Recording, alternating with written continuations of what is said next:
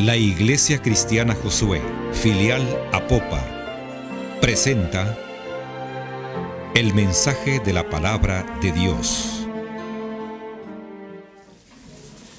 Hechos capítulo 9, versículo 32 dice así: Aconteció que Pedro, visitando a todos, vino también a los santos que habitaban en Lida, y halló allí a uno que se llamaba Eneas, que hacía 8 años que estaba en cama, pues era paralítico.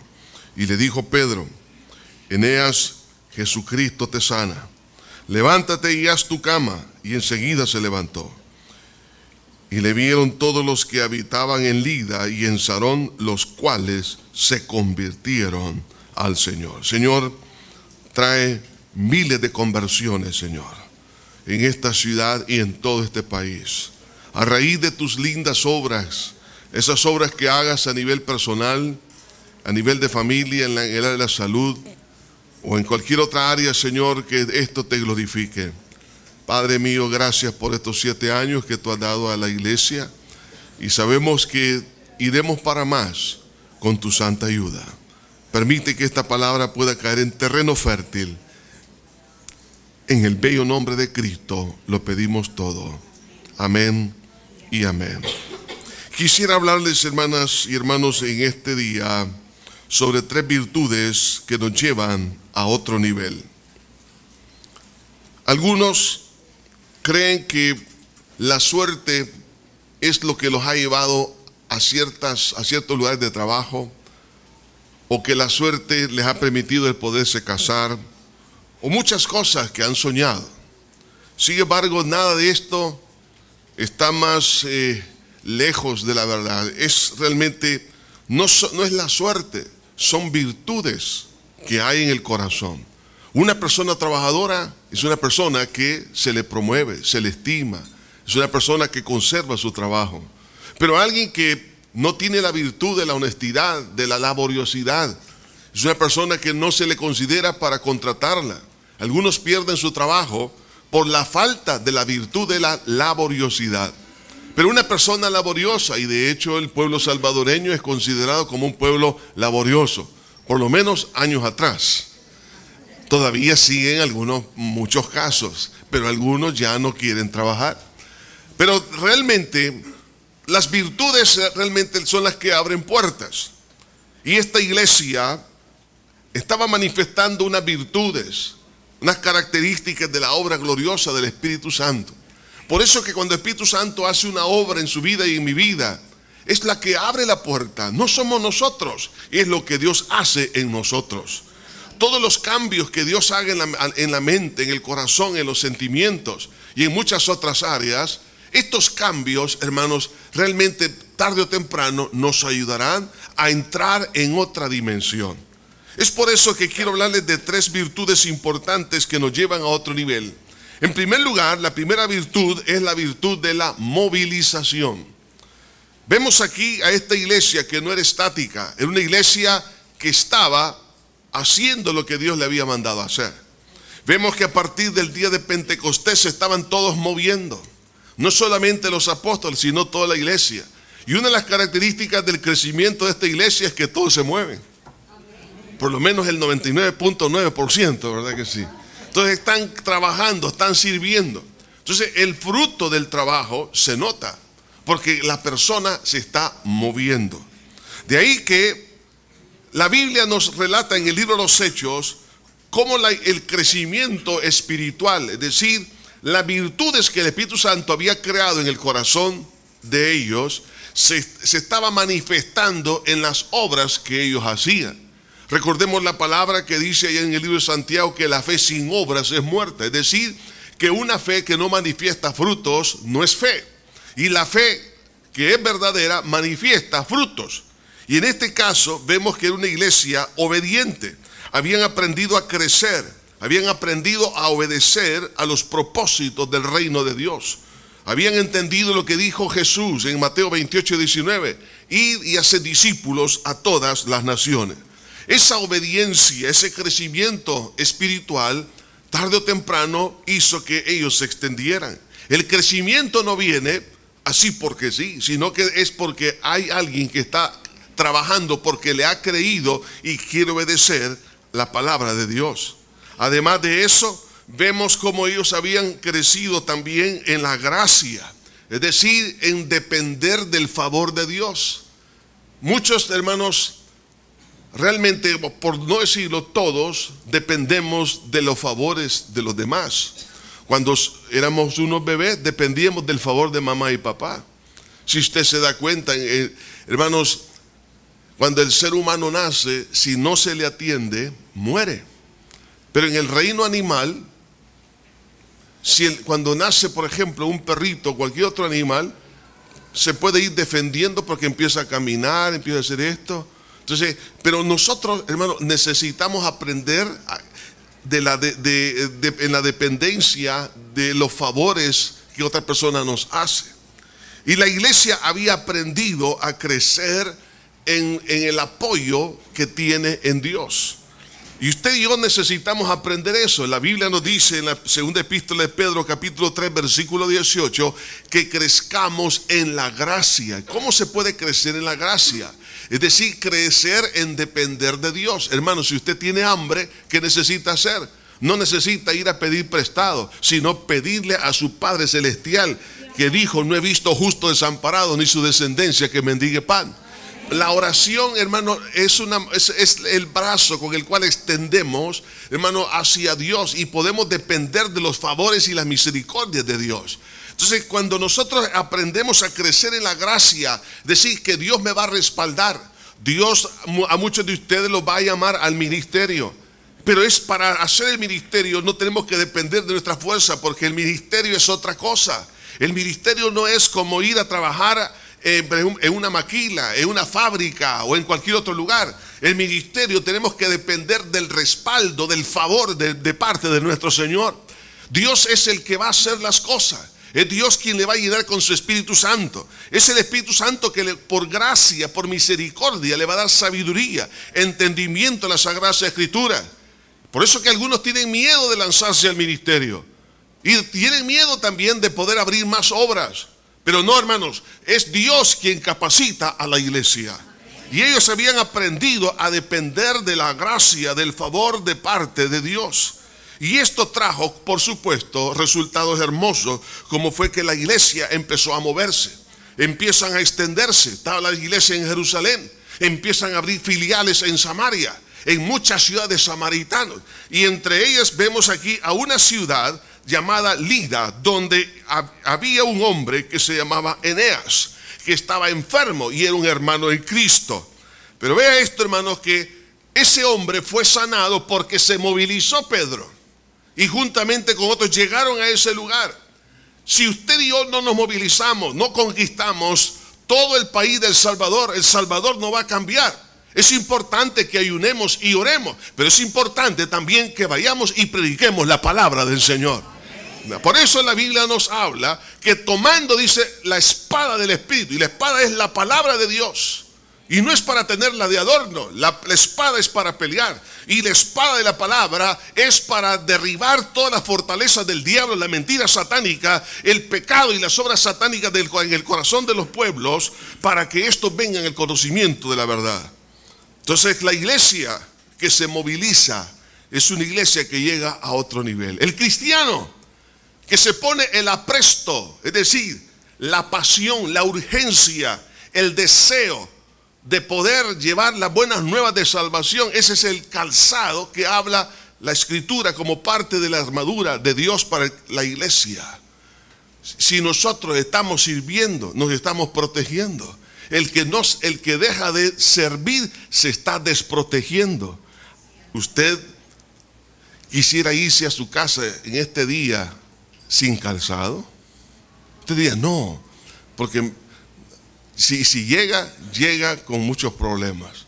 Y otros no alcanzarían a llegar porque podrían encontrar algo que les pueda herir. De igual manera, nosotros necesitamos calzarnos los pies, es decir, el poder, que nuestro corazón esté recubierto por el deseo de servir a Dios. Y eso hizo la iglesia, y esto lo llevó a otro nivel. Y es cosa linda lo que Dios ha hecho en esta zona del país. Ustedes se han estado movilizando, extendiendo la obra en distintas ciudades, en pueblos, y van a seguirse extendiendo, y están extendiéndose en las misiones. Al estar apoyando ustedes a 10 misioneros, es extender, hermano, el reino de los cielos. Entonces, cuando la iglesia se moviliza, nosotros, hermano, los que hacemos que con la ayuda de Dios, que esto suceda, nosotros crecemos espiritualmente. El que sirve, crece, y el que no sirve, no crece. La segunda virtud es la sensibilidad. Si Pedro no se hubiera movido a esta ciudad, todavía este hombre hubiese estado quizás por mucho tiempo enfermo, o quizás nunca se hubiera sido sanado. Pero él llegó. Hermanos, hay lugares aquí en el área de Apopa, en los alrededores, en todo el país. Estamos viendo las muertes, las situaciones tan complicadas.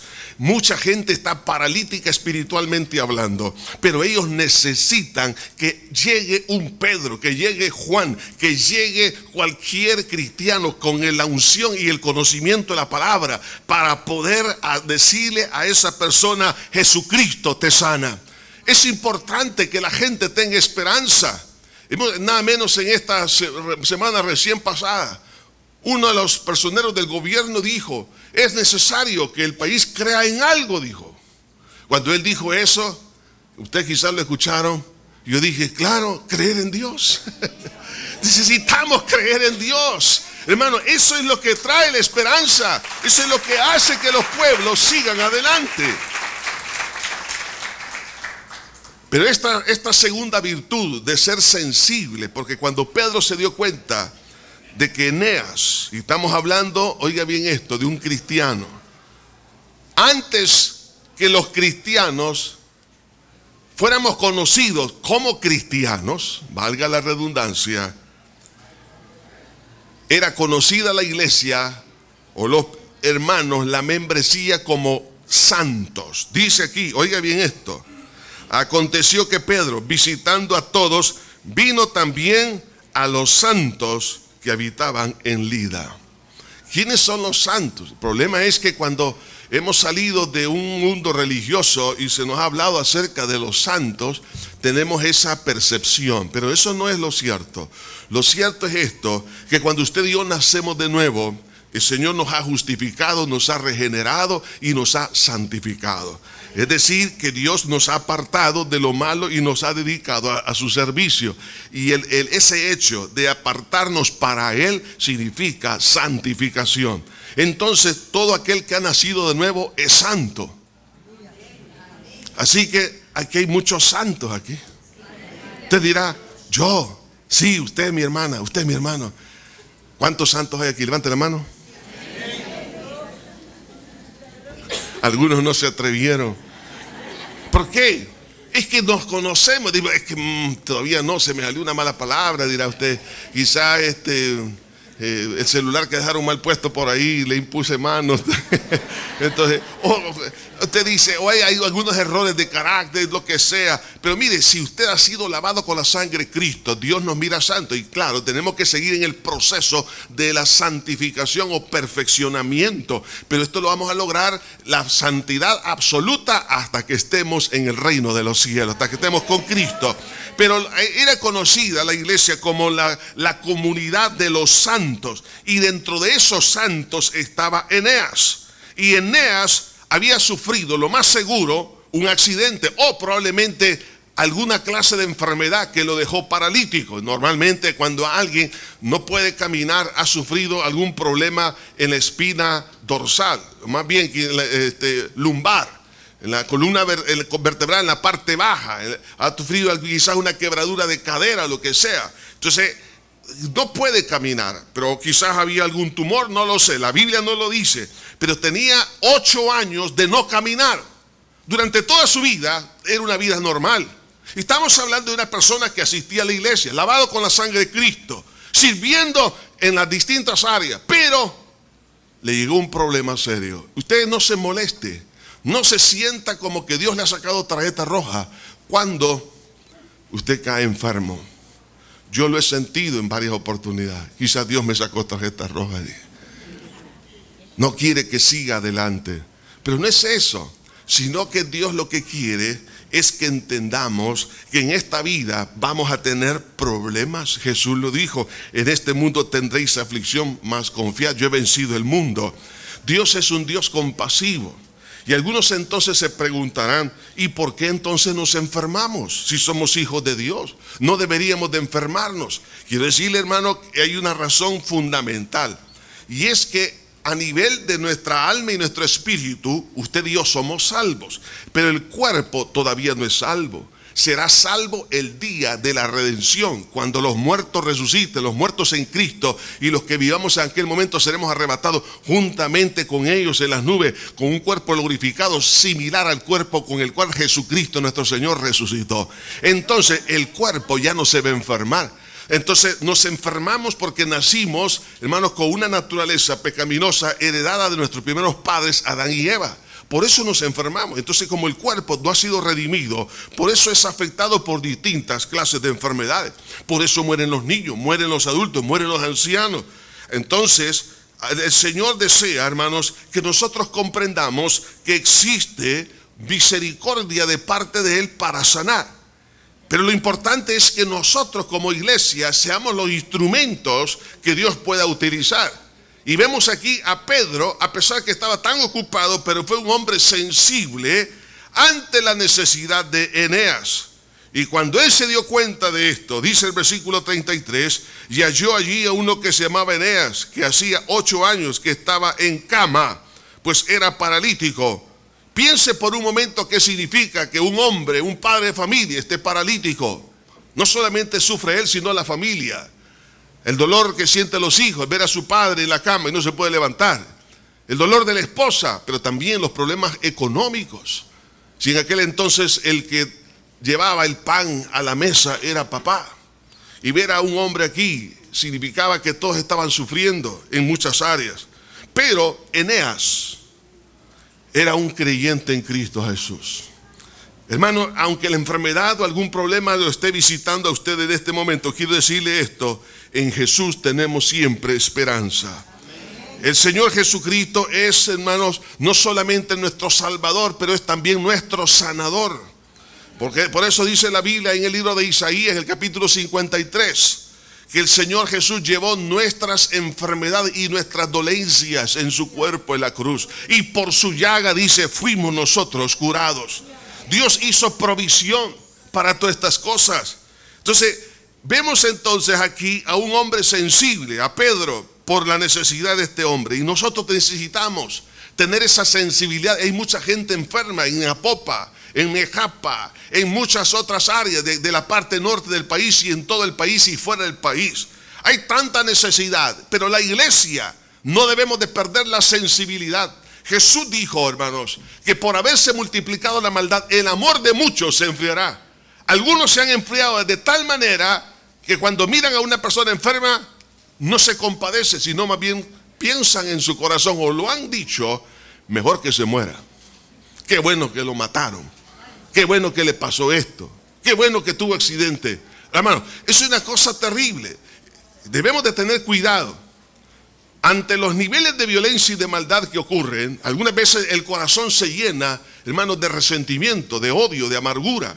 Pero la iglesia no tiene que permitir eso, porque debemos de amar a los demás así como Cristo nos amó a cada uno de nosotros. Y poder ministrar. ¿Por qué? Porque la gente está paralítica espiritualmente hablando. Por eso Jesús dijo en la cruz del Calvario, Padre, perdónalos porque no saben lo que hacen. Esteban dijo, Señor, no les tomes en cuenta este pecado.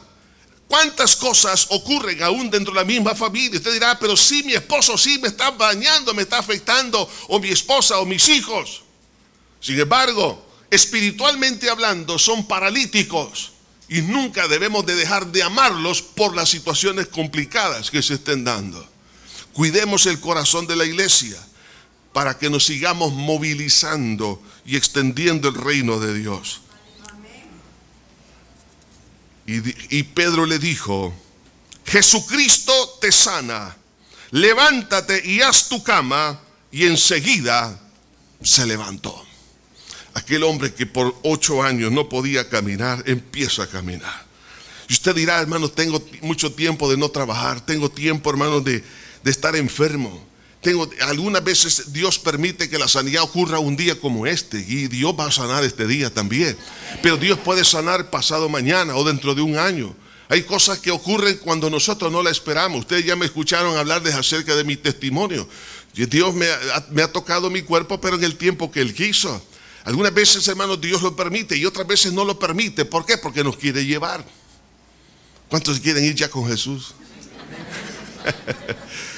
Algunos todavía no, pastor, porque no me he casado, dicen los jóvenes ahí. Todavía no me he casado.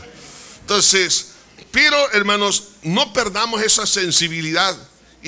Porque esa sensibilidad, esa compasión hará que el poder de Dios empiece a fluir. Y cuando Pedro le dijo, Eneas, Jesucristo te sana, está expresando ahí que la fuente de la sanidad no era Pedro, sino que Jesucristo nuestro Señor. Está expresando la certeza, hermanos, que por eso la Biblia dice que la fe es la certeza de lo que se espera, la convicción de lo que no se ve. Y Dios nos ha llamado, hermanos, para desafiarnos, a desafiar la enfermedad. Cada uno de nosotros deberíamos de hacerlo. En casa, donde quiera que nos movilicemos, desafiemos, hermanos, la enfermedad para que retroceda en el nombre de Jesús. E inmediatamente, dice, se levantó y hizo su cama. Y algunos que se levantaron este día y no arreglaron la cama, hermanos. Y aquí le está diciendo, y enseguida ¿cuántos dejaron la cama desordenada y la van a encontrar igualita como la dejaron anoche, temprano? Levántate y haz tu cama, arréglala pues, enrolla el petate, lo que sea, lo que andaba ahí. Entonces, y enseguida, dice, enseguida se levantó. Ahora, pero quiero que vea que este milagro, el milagro que Dios hizo en Eneas y el que va a hacer en usted, es el comienzo solamente. Porque a raíz de este milagro ocurre una multitud de milagros espirituales. Dice el versículo 25. Y le vinieron todos los que habitaban en Lida y en Sarón, los cuales, oiga esto, se convirtieron al Señor. Al ver lo que Dios haga en su vida y en mi vida, muchos empezarán a creer. Dirá, va a decir, si Dios lo hizo en este bandido, pues dirá, un amigo, Dios lo puede hacer conmigo también, ¿sí o no? Si Dios lo hizo con él, no, es que Dios es bueno, Dios es maravilloso. Si Dios ha hecho algo con usted y conmigo, ¿sabe qué? Eso inspira a que otras personas tengan esperanza. Lo que necesita la familia, lo que necesita la ciudad, lo que necesita el país es tener esperanza, pero una esperanza viva, no una esperanza muerta en promesas de hombres, ni tampoco en religión, sino la esperanza en el Cristo que se levantó de la tumba y está vivo. Por eso le dijo, Jesucristo te sana, hablándole no en nombre de un muerto, sino en el nombre de Jesús que está vivo, sentado a la diestra del Padre, intercediendo por usted y por mí, hermano. Por eso Dios quiere traer victoria a muchas personas. Cuando Dios comience a hacer un milagro en su vida, la gente que le rodea, que le conoce, empezará a acercarse. ¿Y qué va a pasar? Le van a preguntar a usted, ¿y cómo obtuviste este milagro? Y usted va a decir, Jesús lo hizo. Y cuando la gente escuche que el nombre de Jesús, empezarán entonces a abrir su corazón, no para recibir una sanidad, aunque Dios lo puede hacer, pero recibir el milagro por excelencia, y es la salvación, el cambio de corazón. Dice, los cuales se convirtieron al Señor.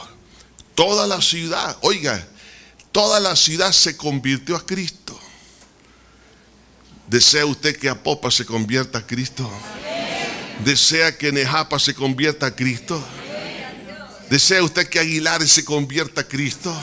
Entonces dígale, Señor, cuando me quieras sanar y restaurar, yo no me quedaré callado. Hablaré de tu grandeza, hablaré de tu amor y de tu poder y de tu obra que hiciste en la cruz del Calvario. Porque Jesús, si usted le va a decir, si Jesús lo hizo conmigo, lo hará contigo también.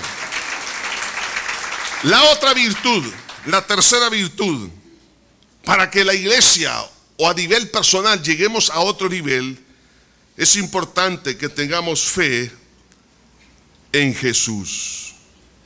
Completa confianza en Dios, en Jesús. Jesús dijo, tened fe en Dios. Algunos creen en sí mismos lo que pueden hacer, como que si nosotros fuéramos Dios. Otros creen en la violencia como la medida para traer alguna solución. Otros creen en el pecado para ser felices. Otros creen en la economía, en el trabajo. La fe tiene que estar puesta en Dios. Dice la Biblia, maldito el hombre que confía en el hombre.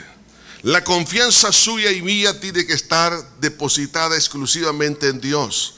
Estimada esposa, aunque usted tenga el hombre más lindo, más maravilloso, aunque no existe casi, son muy escasos. Pero si usted tiene un arcángel a su lado, crea en Jesús, no en ese arcángel. Oye, si usted tiene la esposa más bella, usted dice, no, pero este es un angelito que lo mandó el Señor. Sí, pero recuerde que nació con naturaleza pecaminosa también. Entonces, la fe tiene que estar puesta en Dios, exclusivamente en Jesús. Y eso había acontecido. ¿Por qué? Porque ahora se enfrentan a un problema mayor que la enfermedad, y es la muerte. Luego sigue caminando, sigue movilizándose Pedro. Ahora llega a la ciudad de Jope. Oiga, la ciudad de Jope es famosa hasta el día de hoy. ¿Sabe por qué? Porque de esa ciudad zarpó un profeta que tenía rebeldía porque no quería perdonar a sus enemigos y dijo, no, yo no voy a hacer lo que Dios me está mandando porque yo quiero que a los ninivitas Dios le mande fuego, que los queme, los haga chicharrón a todos y todo. No, yo me voy a Tarsis. Salió de la ciudad de Jope. Pero usted recordará el nombre de ese hombre llamado Jonás. Y estando allá en alta mar, hubo una gran tempestad, lo tiraron al mar. Luego providencialmente Dios lo rescató de algo que era totalmente irreversible. Hay problemas que no tienen solución, como es la muerte. Pero aún en esa situación, mire, ¿cómo pudo Dios de una forma tan providencial, milagrosa, lo rescató, le envía un pez y se lo tragó y lo fue a vomitar 3 días después? Piense cómo salió Jonás todo enrollado de toda la liga que llevaba, el olor a aceite, hígado de bacalao, juntamente con pedazos de qué pescadito que había comido ese gran pez, con todo. Bueno, parecía bueno, no les digo nada, es para que van a ir a cenar. Entonces, pero la cosa es que ahí llegó vivo, gloria al Señor. Llegó vivo después de estar teniendo un ayuno total, hermano, porque ¿qué iba a comer ahí? ¿Qué iba a beber? Y además, vigilia completa, hermanos. 3 días de vigilia y 3 días de ayuno. Porque ese pez, me imagino que cuando subía, claro, era como andar en una montaña rusa. De repente veía el pez para abajo y los movimientos que hacía. Entonces este hombre, ¿cómo se podía dormir? Y no podía dormir, andaba chocando en el hígado, luego en el vaso, luego aquí en los pulmones, pum, venía por un lado, venía para otro. Pero aún ahí este hombre empezó a clamar al Señor, cuando todas las algas las tenía rodeándole todo su cuerpo y todo lo que había comido ese pez. Mire, pero Dios lo sacó de la muerte. Yo le quiero decir una cosa, si usted está en una condición que el médico le ha dicho, mire, no hay solución. O que el mismo pecado, ya que la Biblia dice, porque la paga del pecado es muerte.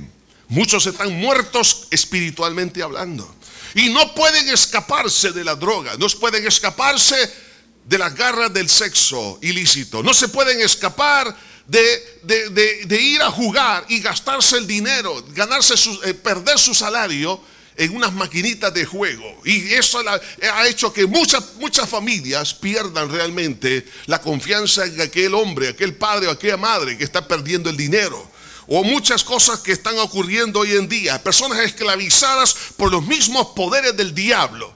Ahora eso es muerte espiritual. El hombre no puede hacer nada, las cárceles no pueden reformar el corazón, la escuela, la universidad no lo puede hacer. Una cosa sí, Jesús sí lo puede hacer, porque Él es, hermano, Él es el Señor, Él es el Todopoderoso. Y cuando llega a Jope, dice la Biblia, había entonces en Jope, versículo 36, una discípula llamada Tabita, que traducido quiere decir Dorcas. Esta abundaba en buenas obras y en limosnas que hacía. Aconteció que en aquellos días se enfermó y murió. Después de lavada la pusieron en una sala. Y como Lida estaba cerca de Jope, los discípulos, oyendo que Pedro estaba allí, le enviaron 2 hombres a rogarle: no tardes en venir a nosotros. Levantándose Pedro entonces fue con ellos, y cuando llegó le llevaron a la sala, donde la rodearon todas las viudas, llorando y mostrando las túnicas y los vestidos que Dorcas hacía cuando estaba con ella. Entonces, sacando a todos, Pedro se puso de rodillas y lloró, y volviéndose al cuerpo dijo: Tabita, levántate.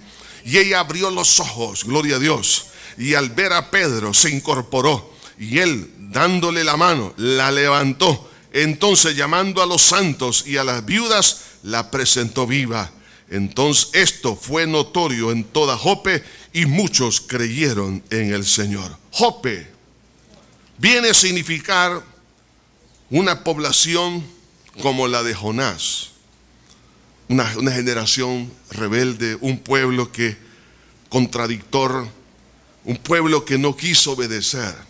Pero ahora Jope, toda esta ciudad empieza a darse cuenta de un milagro que había ocurrido. Esto no es sanidad, esto es milagro. Dios alterando las leyes naturales, así como cuando Él multiplicó los panes, el milagro de caminar sobre las aguas. Así vemos este milagro de la resurrección. Hermanos, cuando suceden este tipo de situaciones y nos damos cuenta en nuestra vida que hay muerte espiritual, usted no puede salir de las garras de la muerte del pecado. Usted sabe que usted va a condenación. Usted sabe perfectamente que si se muere este día se va al infierno. Y usted no tiene escapatoria, aunque usted dé el dinero que quiera dar, quiera hacer las penitencias que quiera hacer. Y usted sabe que está condenado eternamente. Y aunque usted quiera lavarse su cabeza, su cerebro, diciendo: no, yo voy a ir a otro lado, pero allá adentro hay algo que le dice: no, no, te vas al infierno. Quiero decirle a esa persona que hay esperanza en que Jesús cambie su destino. Algunos están en las garras de Satanás. Fuerzas diabólicas los han oprimido por años. No pueden pensar por sí mismos. Los sentimientos que tienen son sentimientos de maldad, no son de ellos, pero Satanás los ha aprisionado. Hay gente que no tiene un demonio, tienen varios demonios, y manifiestan una cantidad de obras totalmente fuera de lo que es el comportamiento humano, y la gente se sorprende por qué sucede eso. Pero eso se debe a que hay muerte en esa vida. Y los demonios habitan donde está la muerte. Entonces, cuando Pedro llega y se da cuenta que Tabita o Dorcas era una discípula del Señor, se enfermó, murió. Usted dirá: ¿se ha muerto mi amor por mi esposo o por mi esposa? Pero yo quiero decirle que Dios lo puede resucitar, ese amor. A lo mejor habrá un hijo que ya no ama a su papá, o una hija, por las situaciones que ha sucedido, todo el dolor que ha tenido que pasar, el abandono, el maltrato, el abuso y tantas cosas. Pero usted sabe que usted no es feliz odiando a papá y a mamá. Será feliz cuando Cristo lo saque de la muerte espiritual en la cual se encuentra. Usted ha tratado de cambiar, ha tratado de olvidar todo este dolor a través del licor, a través de las parrandas, a través de distraerse en el juego, en el deporte. Y no es malo el deporte, pero algunos lo ocupan como una cortina de humo para olvidar lo que les está pasando, o muchas otras cosas. Pero quiero decirle, hermano, que la muerte espiritual es algo real, así como la muerte física. Y habrá quizás en algún momento, así como sucedió acá, Dios pueda permitir una resurrección física. Y claro que Dios lo hace. Dios lo puede hacer. Y les voy a contar un caso que yo no sé si fue o no fue, pero se lo quiero contar. Me encontraba en el año 84 en la Ciudad de México, en un lugar donde teníamos una campaña. Y una madre me lleva a una bebé quizás como 1 año. Me dice: pastor, me la acaban de entregar de la unidad de salud, porque me dijo ya no hay nada que hacer por ella. Yo veía a la niña dormidita, totalmente pálida. Se la entregaron. No sé si estaba muerta, pero dije: vamos a orar. Mire, oramos antes del culto, pero ya al final del culto la niña andaba caminando. Y entonces, o fue sanidad o fue resurrección. Yo no lo sé.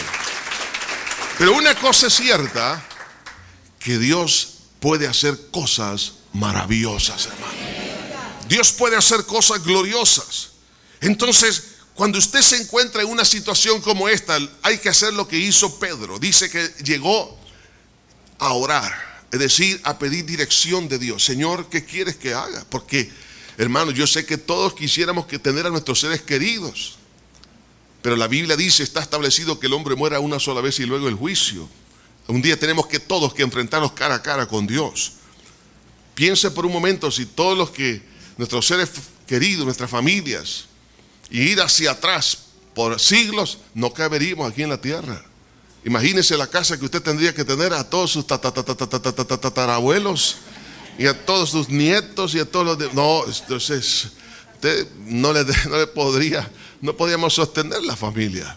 Entonces, pero Dios en algunos momentos en su soberana voluntad lo puede hacer. Si usted en un momento dado, hermano, mire, una vez yo lo hice en la playa al ver a un joven que se había ahogado, un joven más o menos de 12 a 13 años, y empecé a orar, me acerqué, lo toqué, dije: Señor, dije, si tú quieres resucitarlo. No lo resucitó, no era la voluntad de Dios. Pero si un día, hermanos, usted tiene que enfrentar una situación así, usted en el nombre de Jesús, oiga bien esto, porque no somos nosotros los que vamos a hacer eso, pero si usted recibe de parte de Dios dirección divina, allá en lo más profundo de su ser, usted sabe que es la voluntad de Dios que esa persona vuelva a la vida. Entonces Pedro eso fue lo que hizo, y por eso se dirige a ella y le dice: Tabita, levántate. Y ella abrió los ojos y al ver a Pedro se incorporó. Entonces eso fue algo sobrenatural, pero fue porque también soberanamente Dios quiso que eso sucediera. Eso no sucede a cada día. Pero también en otra área como he mencionado, de muerte en el área espiritual. Muerte del amor entre la familia, muerte de muchas cosas de la vida. Algunos están quebrados financieramente hablando y necesitan un toque, un milagro de parte del Señor. Usted no sabe cómo pagar una deuda, por ejemplo. Usted dice: me van a quitar la casa, me van a quitar todo. Como aquella mujer del Antiguo Testamento que venían a quitarle a sus hijos en pago por la deuda. Pero ella le habló con el profeta le dijo: llena las vasijas, todas las vasijas que pueda, pide prestada. Y empezó ella a llenar vasija tras vasija, hasta que ella le dijo al hijo: tráeme otra. Y el hijo le dijo: ya no hay otra, mamá. Y cuando dejó de llenar, cesó el aceite, y con eso pagó la deuda, y lo que le quedó le sirvió para vivir. Eso sí fue un milagro, ¿sí o no, hermano? Es un milagro. A lo mejor usted dirá: yo no puedo hacer esto, no puedo pagar, tengo un problema económico tan severo. Pero usted, hermano, quiero que sepa esto, que cuando usted empieza a orar y pedir dirección al Señor, por eso Jesús nos dijo que nosotros pidamos el pan nuestro de cada día. Debemos de pedirle el pan. Pídale usted a Dios: Señor, provéeme esto, Señor. Yo no puedo. Aunque yo trabaje 100 años, no voy a poder pagar esto. Pero en tu nombre, Señor, te pido un milagro. Y Dios hace maravillas también en esa área, hermano. Dios se glorifica. Entonces, Dios, hermano, al manifestar su misericordia, dice aquí que esto fue notorio en toda Jope, y muchos creyeron en el Señor. O sea que este milagro de resurrección física solamente fue la puerta para una cantidad de milagros de resurrección espiritual, que es la salvación. La ciudad de Jope, la ciudad famosa por Jonás, ahora ellos le habían abierto su corazón a Jesús. Hermanos, Deje que Dios haga maravillas. Pero esta virtud, esta tercera virtud es la fe absoluta en Jesús. 3 virtudes: movilización, sensibilidad y fe en Jesús. Si tenemos estas 3 cosas, Dios nos llevará a otro nivel. Nosotros podemos ver lo que Dios ha hecho en esta iglesia a lo largo de estos 7 años. Pero esto solamente es una muestra. Esto solamente es algo pequeño en comparación de lo que Dios va a hacer. Lo que Dios ha hecho en usted solamente es el comienzo, porque usted se va a convertir tan famosa o famoso como fue Eneas y como fue Tabita. Me imagino que todos llegaban donde Eneas y le decían: Eneas, cuéntanos, ¿qué sentiste cuando Pedro oró por ti en el nombre de Jesús? Pues me imagino que le han dicho: sentí una corriente, sentí esto. Mira, a lo mejor se fue a jugar fútbol también con ellos. Pero vemos, el caso más sorprendente fue de la resurrección. Le fueron a preguntar, fíjense bien, a Tabita: ¿y qué viste al otro lado? ¿Qué oíste? ¿Qué pasó? Cuéntanos, ¿qué pasó? Entonces toda la gente curiosa, claro, porque el salvadoreño así es también, ¿sí o no, hermanos? Queremos saber todo de todos. Entonces ahí estaba, me imagino que llegó la gente a preguntarle y ella le ha dicho: yo ya estuve en un lugar hermoso. ¿Por qué? Porque era una discípula de Cristo. Había conocido a Cristo en vida. Y esa mujer estaba en la presencia del Señor. Pero de repente, me imagino que ella debe haber contado, de repente oí una voz que me decía: regresa. Y en ese momento su espíritu regresa a la tierra y toma ese cuerpo y se levanta. En ese momento toda la gente empieza a darle gloria y alabanza al Señor. Esa mujer fue la más famosa de Jope, más famosa que Jonás, porque Dios había hecho un milagro sorprendente. Quiero decirle esto: usted es de gran valor para Cristo. Ustedes son los pies y las manos y los ojos de Jesús. Así como la iglesia lo fue en aquel entonces, así es esta iglesia para el lugar donde se encuentra. Deje que Cristo haga todo en su vida. Padre, venimos ante ti en esta hora.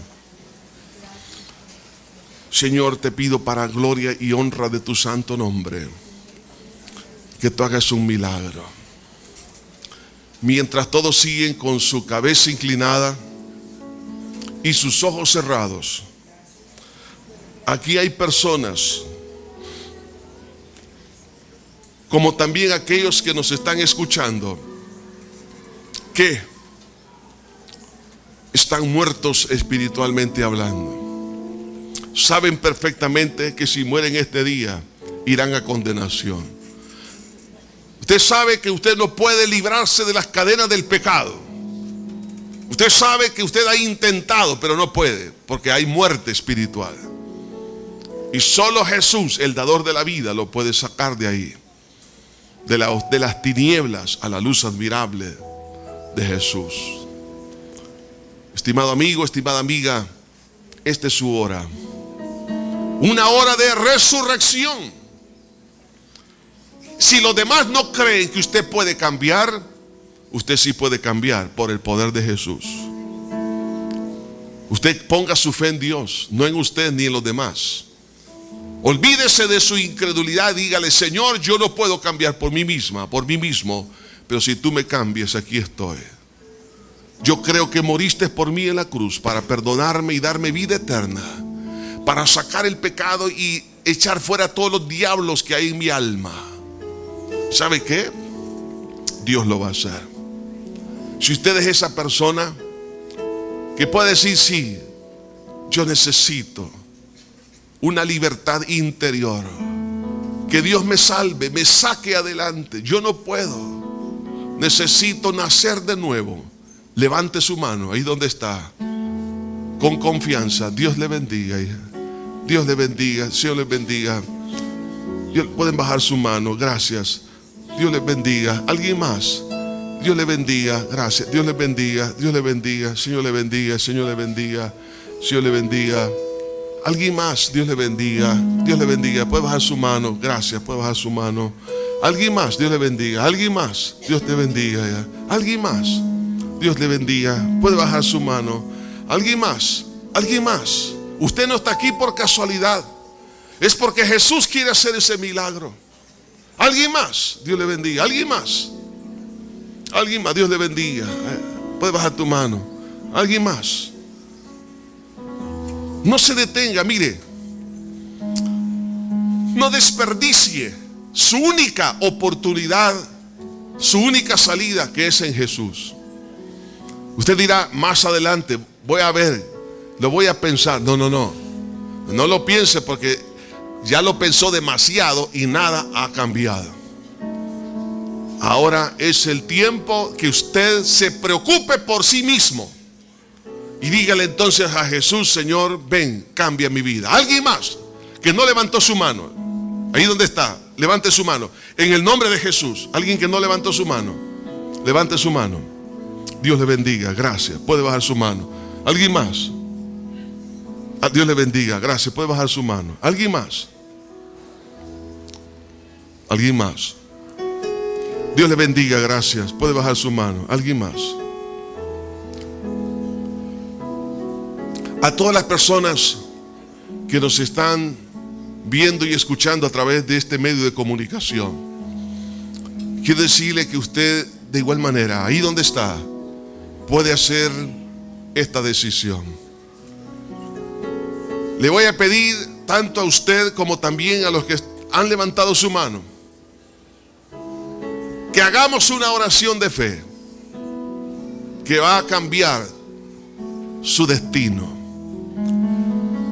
Los que están allá en casa, o los que van por el camino, los que están aquí presentes, los que levantaron su mano y todos los que se unen, donde quiera que se encuentre, cierren sus ojos y diga conmigo esta oración de fe. Y en voz alta: Padre eterno que estás en los cielos, te pido perdón de todo corazón por haber pecado contra ti, con todos mis pecados. Reconozco que soy una persona pecadora. Te he ofendido, y eso es lo que más me duele: haberte despreciado a ti por la basura del pecado.